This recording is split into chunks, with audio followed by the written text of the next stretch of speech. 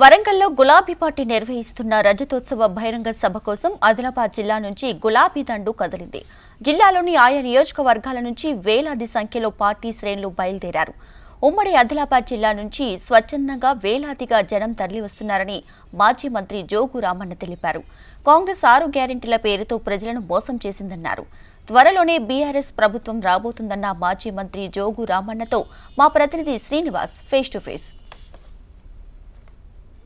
వరంగల్ రజతోత్సవకు ఉమ్మడి ఆదిలాబాద్ నుంచి సుమారుగా 50,000 మంది జన సమీకరణతో గులాబీ దండంతా కలిగింది. మనతో మాట్లాడేందుకు మాజీ మంత్రి జోగురామన్న గారు ఉన్నారు. వరంగల్ సభ నుంచి ఏం చెప్పబోతున్నారు జనాలకు? ఈ వరంగల్ సభ ద్వారా రాష్ట్రంలోని ప్రజలకు ఒక కేసీఆర్ గురించి, కేసీఆర్ గారి నాయకత్వమే కావాలని చెప్పి ఈరోజు ఈ సభ ద్వారా అర్థమైపోతుంది. ప్రజలు ఇప్పటికే 16 నెలల కాలంలోనే, కాంగ్రెస్ ప్రభుత్వ కాలంలోనే ఇలా ప్రజలందరికీ అర్థమైపోయింది. ఇక కేసీఆరే కావాలా.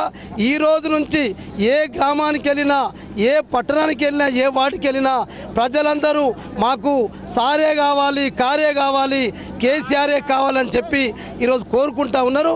రేపు ఈ సభ తర్వాత ఎక్కడికి పోయినా KCR car Telangana BRS party తప్ప ఈ రాష్ట్రంలో ఇంకే పార్టీని, ఏ నాయకుడిని, అటు భారతీయ జనతా పార్టీ అయినా ఇటు కాంగ్రెస్ పార్టీ అయినా ఇద్దరు దొంగలే, ఇద్దరు ద్రోవులే, ఇద్దరు మోసం చేసిన వాళ్ళని చెప్పి ఈ సభ ద్వారా ప్రజలు బహిరంగ సభ వరంగల్ సభ అనంతరము రాజకీయ సమీకరణలు ఏమైనా మారే అవకాశం ఉంటుందా?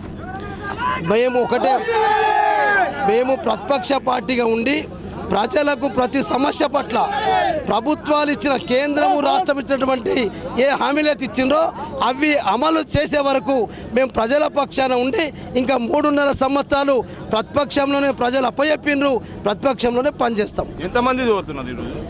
అంటే ఇంకా 7,000 మంది ఇంకా అందరూ సొంత పనులు తీసుకొని కూడా రావడం సిద్ధంగా ఉన్నారు. ఇలా 7,000 మంది ఆదిలాబాద్ అసెంబ్లీ నుంచి హైయెస్ట్ దూరము ఆదిలాబాదే కాబట్టి ఇక ఇంకా దగ్గరలో అయితే చాలా మంది వచ్చే అవకాశం. మొత్తంగా ఏదైతే వరంగల్ సంబంధించి రజతోత్సవ బహిరంగ సభ కోసం పెద్ద ఎత్తున జనం తరలి వెళ్తున్న పరిస్థితి. ఆదిలాబాద్ టౌన్ నుంచి సుమారుగా 7 నుంచి 8,000 మంది జనం వెళ్తున్నారు. అదేవిధంగా చూసుకుంటే ఉమ్మడి ఆదిలాబాద్ జిల్లాలోని 10 కాన్స్టిట్యున్సీ 10 నియోజకవర్గాల నుంచి సుమారుగా 60,000 మంది జనం కూడా ఈ బహిరంగ సభకు తరలి వెళ్తున్న నేపథ్యం. ఇదే నేపథ్యంలో వరంగల్ సభ ద్వారా ఖచ్చితంగా కేంద్ర రాష్ట్ర ప్రభుత్వాలు ఏదైతే అధికారంలో కాంగ్రెస్ కానీ బీజేపీ కానీ వీటి పరిస్థితి ఈ ప్రజా వ్యతిరేక విధానాలను ఎండగడుతూ ఖచ్చితంగా ఈరోజు ఇవే సబ్జెక్ట్స్ మీద ఫోకస్ ఉంటుంది. కేసీఆర్ ప్రసంగం చూసేందుకు భారీగా జనం తరలి వస్తున్నారని చెప్పి చెప్తున్న పరిస్థితి. శ్రీనివాస్, HNTV, ఆదిలాబాద్.